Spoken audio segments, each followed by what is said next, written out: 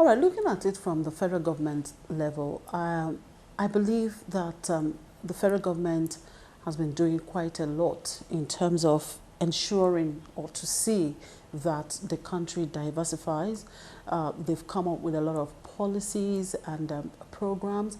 A lot is being done in the agricultural sector. But then some people still believe that the federal government seem not to be sincere with whatever policies they are coming up with, because it seems to be all about talks, talks, talks, and no action.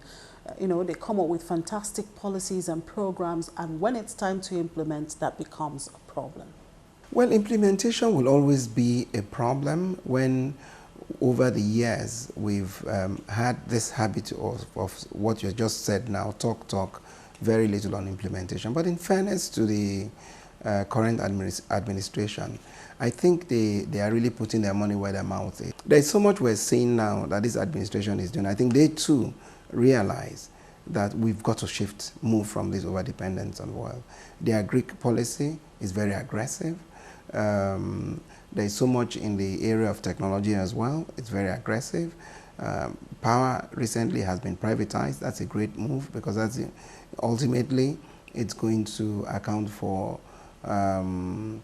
it was going to unleash a lot of potential in Nigeria, with the ability to give productive jobs in the millions to many citizens. So the policies are there, but it's just that given how deep we've been in this morass, it's not immediately felt. And we're a quick fix country. We like to see an immediate relationship between talk and the result, which often isn't the case and really shouldn't be the case.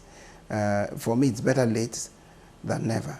And what we're doing is the right thing. We're now beginning to put policies in place that will ensure that we move away from this overdependence on oil. In any case, we can never truly attain greatness as a country if we're just this so dependent on one product, because you can easily be blackmailed. Not only can you not work your oil, you send the crude oil, it comes back as finished products. So those countries that are sending it to you, what if for any strategic reason they refuse to send it to you? What do? You go on the streets to begging?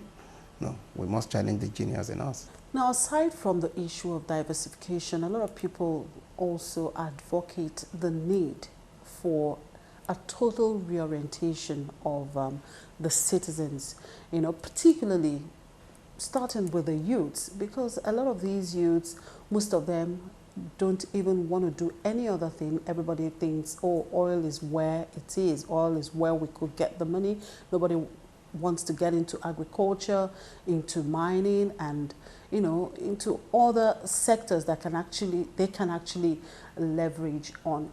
Do you share that view? Well, we have to step up education, generally speaking. I mean, I mentioned earlier that perhaps the greatest of all the resources we need to redevelop is a human resource. So we need to go back, reorientate the younger generation, and let them get off this oil track. They just really need to get off this oil track. There's so much, a lot of the money is floating around the world today. It's not coming from oil, it's coming from ICT. And that's the world they should all belong to. So, and there's no way you can leapfrog getting into that world. You've got to be a genius, you've got to go to school, you've got to challenge yourself. And the good thing is that there are Nigerians who are right there in the mix, whether Nigerians here or Nigerians in the diaspora. They are there. So we need more role models for this younger generation, and we need more programs like this, because it's education.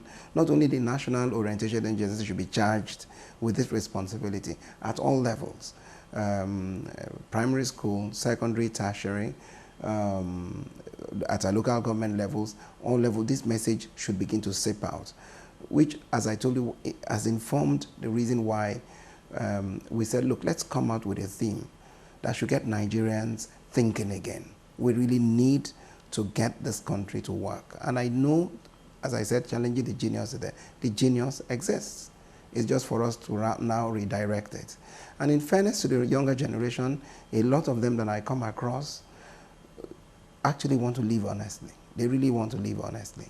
It's that feeling that all doors are shut to you that forces many of them into into doing uncomplimentary things.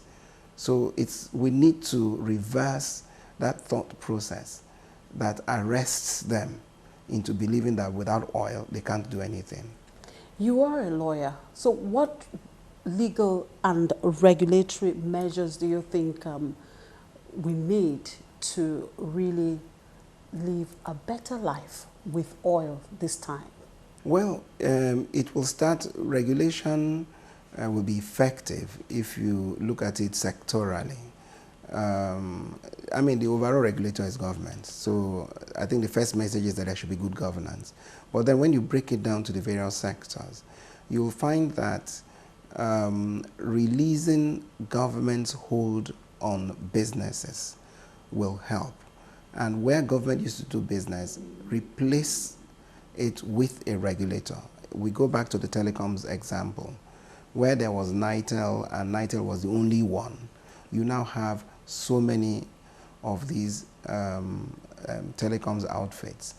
At the center of it all, regulating the entire industry is a regulator. The regulator is a professional. I mean, I use that figuratively, the NCs in this case. And they basically chart the fine balance between these guys making decent profit and actually providing service to the whatever. We're going to find the same thing with electricity as we go forward. NERC, the regulator, government's hands are off. NERC is going to play that delicate balancing role of ensuring that between profit and satisfying the power needs of Nigerians, we have an agreeable middle.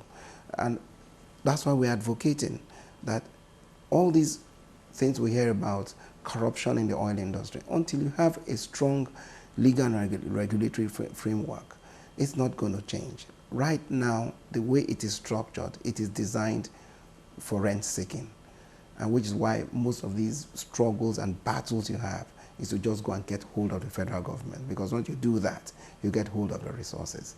But if you free up those resources, and the first thing to do is to pass the PIB, then you get a regulator. So all your allocation of wells and concessions and all the things you do will then be done to acceptable international standards. That way, investments will come in totally unprovoked, like you do now in telecoms. Nobody talks, and then the government becomes richer for good measure. Because once you open up all these areas, the government actually makes more money through taxes.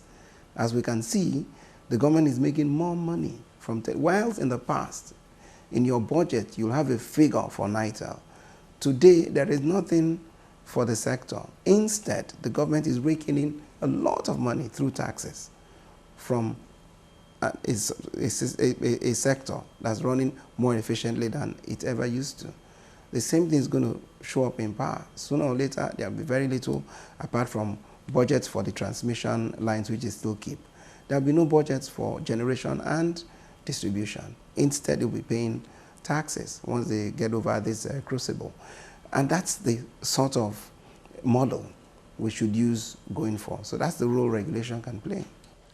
Right, thank you very much. It's been wonderful speaking with you. My pleasure.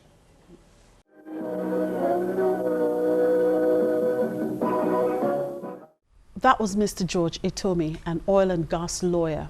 And just before we go, let's think about it. It may sound awkward, but our jobs play a big part in our lives. How much do you enjoy your job? Here are some tips to help you become a better employee. The first step towards becoming a better employee is by actually turning up on time. You wouldn't believe how many co-workers cite their colleagues' lateness as top of the list of pet hates in employee surveys. If your colleagues think you're taking liberties, you'll not only go down in their estimation, you'll demotivate the team too. In the working environment, you are placed in a situation where you would have to work with people you would often not socialize with outside of work. As such, respect is key, whether it's their race, their gender, their beliefs, or their sexuality. Studies have shown that clothes play a big part in feelings of self-esteem and self-worth. If you turn up to work looking shabby, then don't be surprised if your work's shabby too. If you look smart and presentable, you'll feel better in yourself, in your confidence of doing a good job, and your boss will be pleased too. Yes, your job pays you money, but can money truly make you happy? Although the more money you have, the more things you can buy, can you really put a price on achieving goals, hitting targets and delivering high-quality work and the resulting praise? If you set clear goals each week and aim to hit them, the feeling of self-satisfaction is truly worthwhile. Finally, many people report feelings of frustration with their work, the same task, the same faces, the same daily grind. However, rather than complain about your role, why not put yourself forward and get involved with special projects?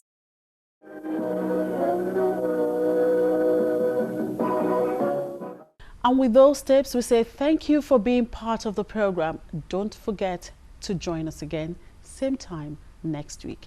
I'm Chimezie Obiwawu. Bye for now.